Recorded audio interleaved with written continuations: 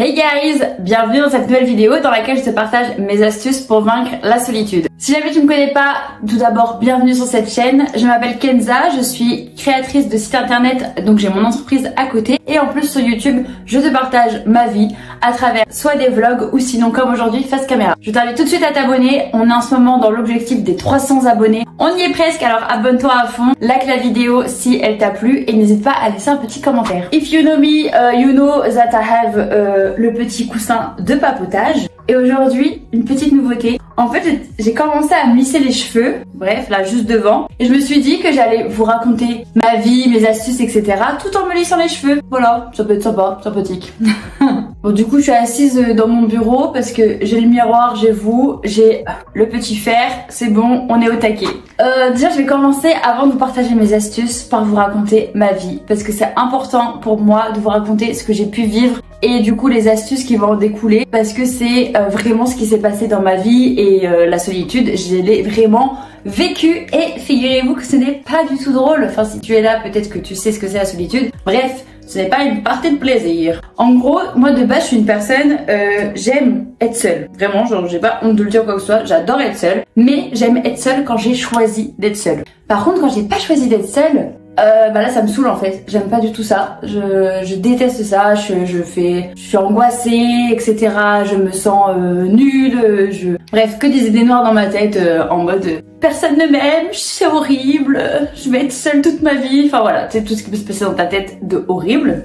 Et en fait, l'année dernière, c'est là où ça a commencé pour moi, où je me suis sentie vraiment très très seule. Et je me suis dit, Kenza, wake up, faut que tu fasses quelque chose en fait. Genre, tu vas pas être comme ça toute ta vie. C'est pas ton mood. Bref. En gros, je sors, on dirait que j'ai 14 ans. Je suis en couple avec Thomas, bref, mon conjoint. Il est handballeur professionnel. Ça fait stylé quand je dis ça, tu sais. Mais du coup, en fait, on déménage assez souvent. Et quand on déménage, bah du coup, on est dans une nouvelle ville. Qui dit nouvelle ville dit tu perds tous tes repères, tu sors de ta zone de confort, tu sais pas où t'es, bref, tu dois tout reconstruire. Enfin, en tout cas, ta vie sociale et tes repères, tu dois les reconstruire. Et donc l'année dernière, on était dans le sud, et dans le sud, bah je connais personne là-bas, et bah je me suis sentie seule en fait. Le temps de rencontrer des gens, de faire des rencontres, etc. Bah il y avait un petit laps de temps où en fait, bah je me sentais seule. Par contre, je perds beaucoup mes cheveux, c'est incroyable. Voilà, heureusement que j'en ai beaucoup sur le crâne. Hein. Et donc en fait, pendant ce laps de temps de solitude, j'ai cherché plein de choses, plein d'astuces pour essayer de ne plus être seule. Et en fait, j'ai distingué aussi plusieurs formes de solitude. Bref, donc c'est le but d'en parler aujourd'hui dans cette vidéo pour aider toutes les personnes qui peuvent se sentir seules et que en fait, bah t'inquiète pas, tu vas plus être seule, tu vas retrouver la joie de vivre, etc. Ça va partir, tout ça. Quand je vous dis qu'il y a plusieurs types de solitude, j'en vois plusieurs. En vrai, il y a la solitude quand tu dis que t'as envie d'être seule et que t'as envie de voir personne, donc c'est la solitude, on va dire voulue, le temps d'un moment privilégié avec toi-même, si on peut dire ça. Après, il y a la solitude, le temps d'un moment, mais parce que tu l'as pas choisi. Imaginons, je sais pas, bah tiens, un truc qui m'est arrivé. Le samedi soir, bah du coup, mon chéri, parfois, bah il partait loin, il devait dormir sur place, etc. pour les matchs. Et moi, bah j'étais à la maison, toute seule, parce que bah je connaissais personne ou quoi que ce soit, donc j'étais chez moi, voilà, tranquille. Il y a des fois, ça me dérangeait pas parce que je le savais et que j'étais contente d'être toute seule pour pouvoir faire mes trucs, mais parfois, vas-y, ça me saoulait. Donc du coup là, c'est la solitude non voulue, mais parce que c'est comme ça. Et quand t'es loin de tes potes, de ta famille, c'est pas facile. Après, il y a la solitude où tu te sens seule, mais t'es entourée. Genre, te sentir seule malgré que tu sois entourée, ça pour moi c'est le pire du pire, tu vois. C'est parce que en fait, dans ton cerveau, t'arrives pas à voir que t'es entourée, tu vois pas les bonnes personnes autour de toi. Et donc du coup, bah tu te dis que t'es toute seule. Et après, il y en a une dernière, si je pourrais dire, que j'ai jamais vécu, mais c'est la solitude sur le long terme. Et parce que t'es vraiment seule, que t'as plus de famille, t'as plus d'amis, t'as plus rien, t'as pas de collègues, t'as nada. C'est horrible là comme situation. J'ai jamais vécu, mais je pense que ça, bah c'est aussi une forme de solitude qui est hyper importante. Et je pense que ça c'est la plus grave, enfin pas question de grave ou pas grave, mais c'est celle qui peut faire le plus de mal. Donc bref, voilà, trêve de blablaterie, je vous ai raconté grosso modo ma life, et juste pour vous dire que vraiment bah c'est quelque chose que j'ai vécu, et moi les astuces que je vais vous donner, c'est des astuces que je pratique au quotidien, ou que j'ai pratiqué, et que je vous conseille de faire, parce que moi ça va fonctionner, donc pourquoi pas pour vous. Alors la première astuce, je sais pas trop si c'est une astuce en vrai, c'est de regarder une série. Alors c'est bizarre comme ça, mais en gros, moi c'était cool parce qu'en fait, je m'associais aux gens de la série. Les gens de la série, c'était mes copains, c'était ma vie quoi, genre. Et donc du coup, j'avais envie je vivais avec eux. Alors c'est bien, il faut commencer une série mais qui soit un petit peu longue et qui soit intrigante, intéressante. C'est bizarre dit comme ça, genre un peu tu t'inventes une vie, mais moi je trouvais ça cool. Parce que des fois, si t'as envie, quand t'as le mood un peu solitude, tu te renfermes malheureusement dans un espèce de cercle et t'as envie de parler à personne, t'as envie de voir personne, etc. etc.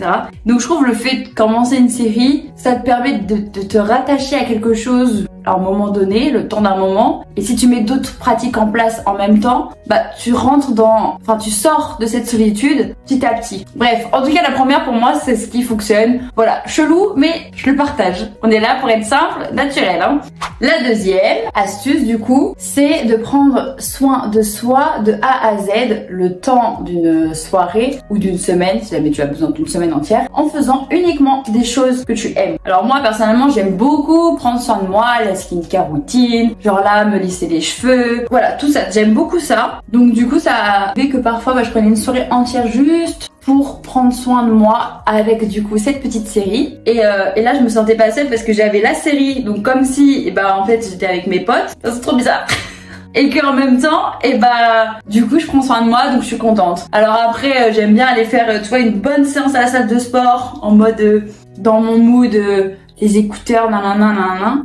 Mais c'est bizarre parce que c'est toujours des activités seules, mais qui petit à petit moi m'ont permis de revenir avec le monde. Donc là c'était les deux astuces un peu les plus solitaires mais qui permettent après de ramener comme je dis vers le monde peuplé et de plus être seule. La troisième astuce du coup, alors je dis qu'elle est moins seule mais elle est quand même un petit peu seule au final, c'est poster sur les réseaux sociaux. Alors attention quand je dis ça, déjà faut que tu aimes les réseaux, mais quand je dis ça en fait c'est de créer une communauté sur les réseaux. Donc t'es pas obligé d'avoir 10 000 abonnés ou quoi que ce soit, mais je sais pas, imaginons si jamais t'aimes de ouf les échecs, j'en sais rien, j'ai un truc au hasard, et partage sur les échecs, partage un peu tout ce que tu aimes sur cette passion là, et comme ça tu vas te créer une communauté.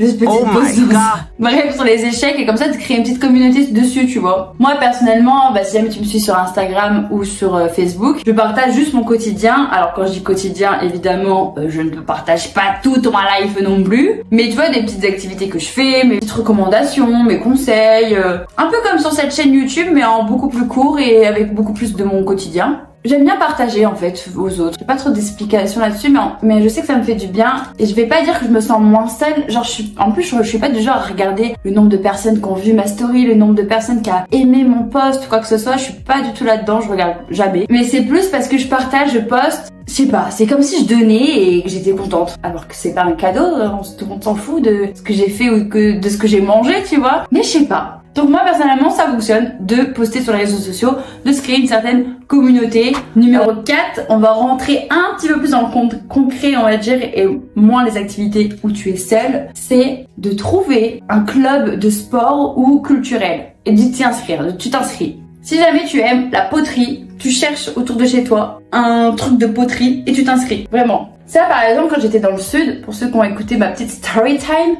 je l'ai pas fait. Et je vais pas dire je regrette parce que je regrette rien, mais j'aurais dû le faire. Donc c'est pour ça que là cette année dans la nouvelle ville je l'ai directement fait. Parce que c'est hyper bien parce que t'es obligé de sortir de chez toi, t'es obligé de voir du monde et on va dire aller dans 5 cas sur 10, enfin 5 personnes sur 10, j'en sais rien comment on dit, mais tu vas forcément matcher un petit peu avec une personne, ça va pas devenir ta best friend tu vois, mais tu vas un petit peu déconner avec elle ou lui, enfin ça va être cool tu vois. Donc vraiment ça je vous conseille de ouf. Tu t'inscris soit dans un club de sport si t'es quelqu'un sportif, je sais pas, t'aimes le bad, t'aimes comme moi le crossfit ou quoi que ce soit, tu t'inscris dans du sport, ou sinon une activité beaucoup plus culturelle. Genre par exemple cette année moi je fais du théâtre. Si tu ne le sais pas, c'est que tu me suis pas sur Instagram parce que tous les mercredis c'est théâtre et t'inquiète que tout le monde le sait.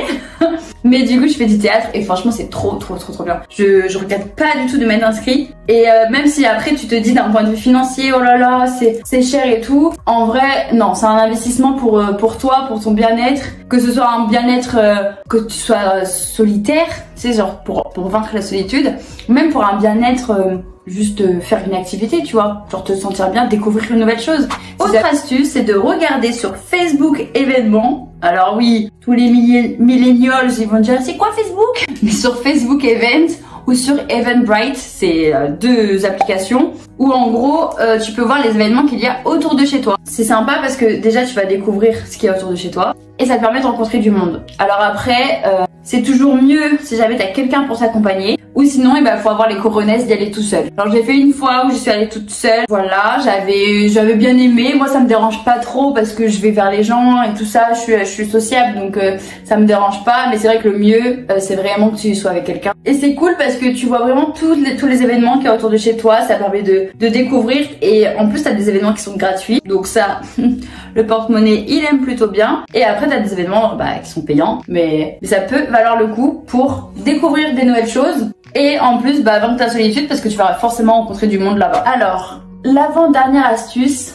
attention c'est une astuce mais révolutionnaire mesdames et messieurs, de parler à ta famille et à tes amis. C'est un truc vraiment hyper simple mais plus dur à faire vraiment quand tu te sens seule. Parce que quand tu te sens seule, comme je disais, tu te renfermes dans un espèce de cercle où tu vas faire que des choses pour être encore plus seule dans ta tête. Tu vas penser que personne ne t'aime, donc du coup ça sert à rien de parler à un tel ou un tel parce que t'es seule et que ça y est on t'a oublié. Enfin bref, genre ton cerveau, si jamais tu le mets en mode négatif, mais t'inquiète qu'il va te sortir que des trucs négatifs. Mais il faut aller en dehors de ça.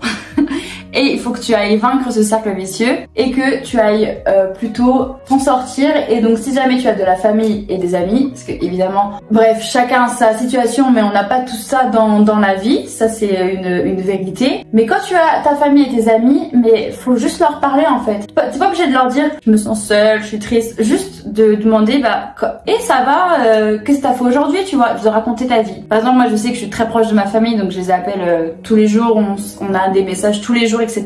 Le fait de les avoir, de parler avec eux tous les jours, etc. tu te sens un peu moins seule. Et toi il faut que tu sois actif dans ça. Il faut que toi aussi tu racontes ta journée, même si jamais t'as rien fait de fou. Juste te raconte tout ce que t'as fait. Et tes amis, c'est pareil. Demande-leur comment ils vont, qu'est-ce qui se passe. Si jamais vous êtes à distance, appelez-vous, faites des petits apéros, comme à l'époque du confinement, des apéros Zoom. Que ce soit amis ou famille, en tout cas parle avec eux. Parce que surtout quand tu te sens seule alors que tu es entourée. Ça m'est beaucoup arrivé quand je me sentais seule alors que j'étais entourée. C'est parce qu'en fait je voyais pas autour de moi que j'avais des gens.